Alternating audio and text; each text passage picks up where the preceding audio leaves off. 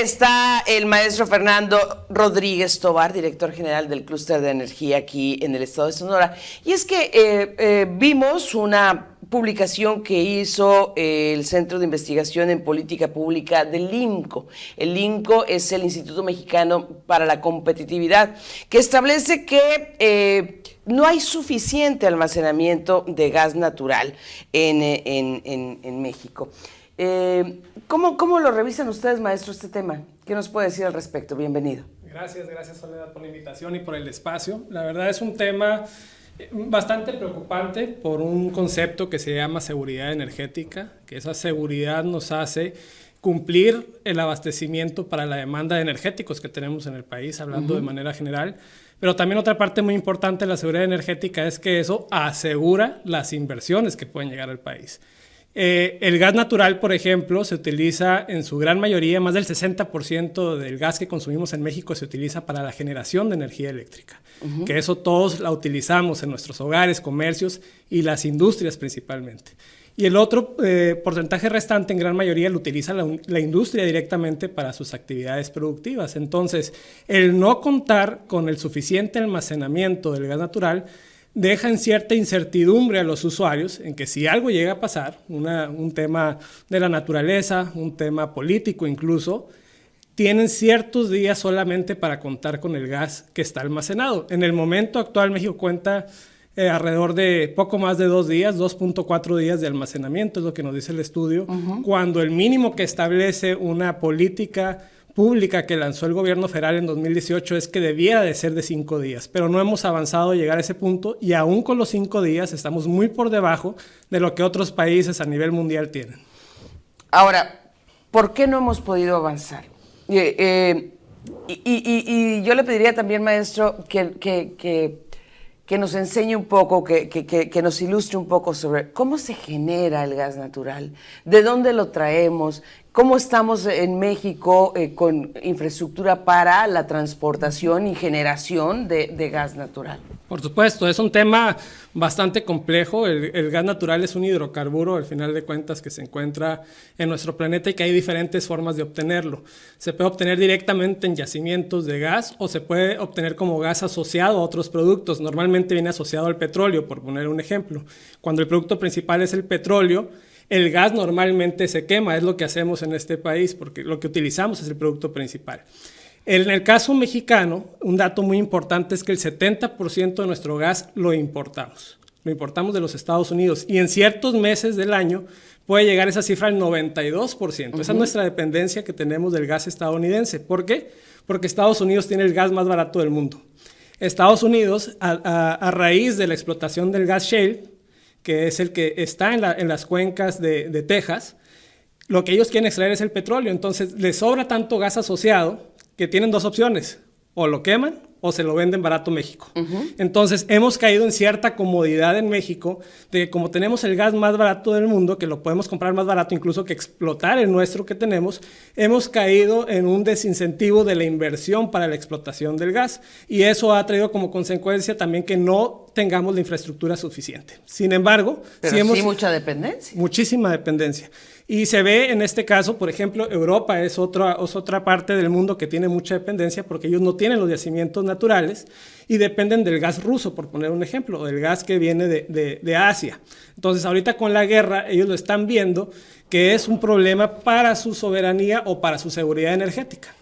Con la guerra y con el invierno. Y con el invierno, que es cuando más se utiliza, porque además de la industria, los hogares utilizan también el gas para calentarse.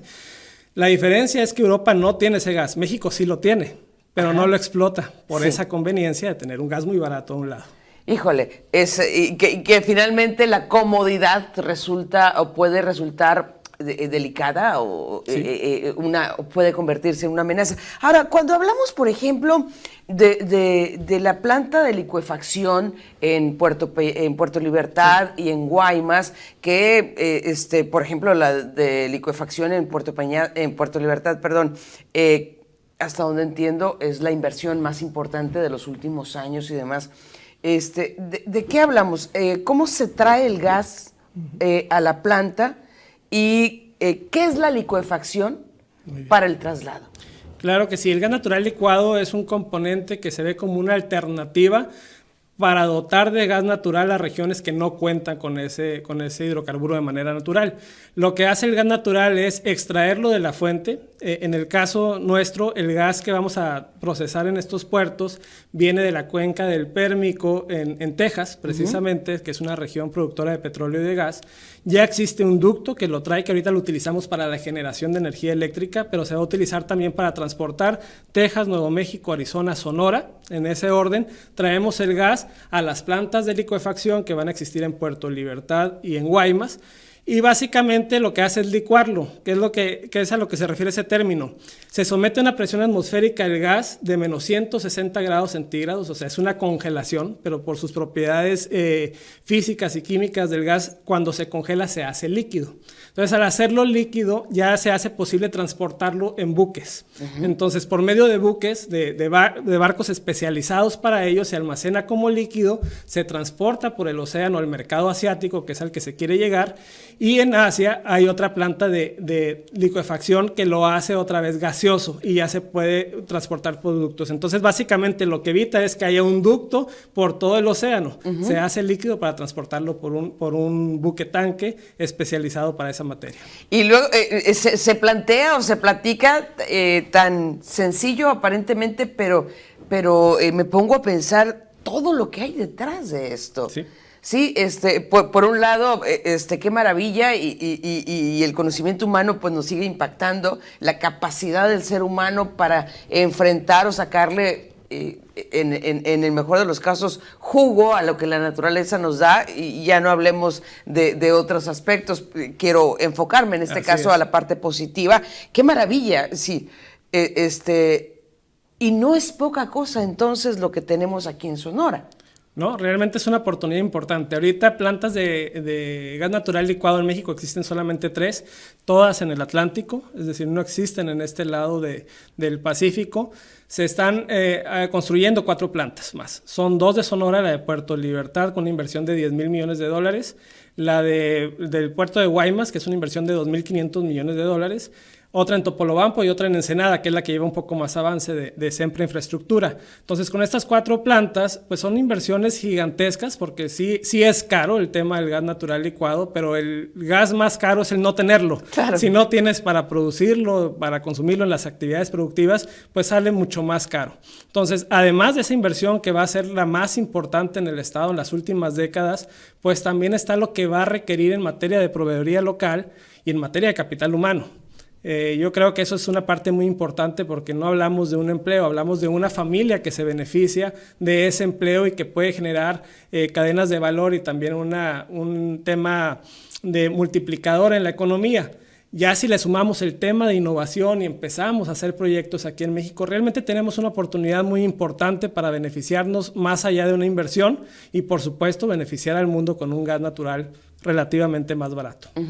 Y de alguna manera choca esta generación de energías limpias con la política general del gobierno de la República, del gobierno federal. La política del gobierno federal estuvo un poco más en contra de lo que llamamos energías renovables.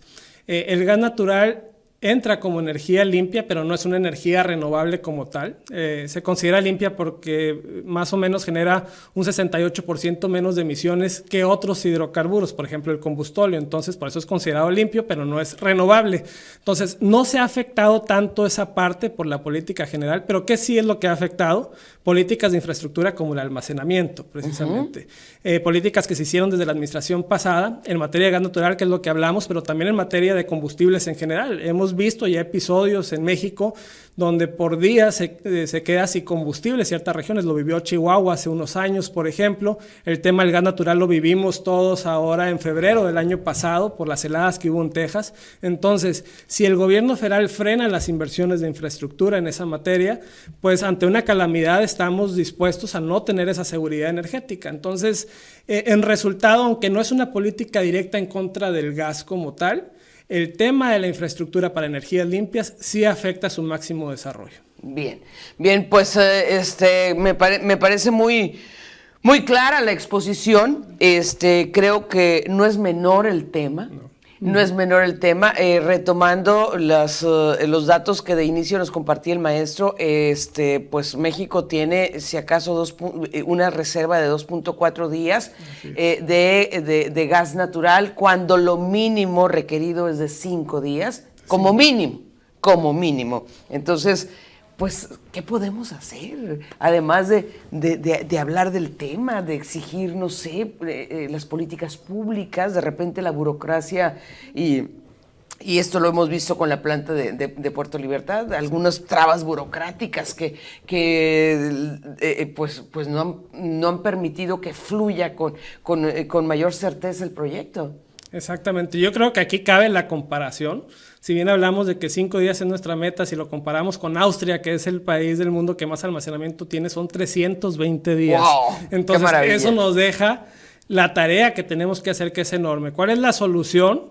Bueno, que todas las partes involucradas, que es el gobierno que cumple las políticas públicas que él mismo dictó, la iniciativa privada, que también puede invertir en el tema del almacenamiento, pero no lo hace a veces por la incertidumbre que genera la misma política pública.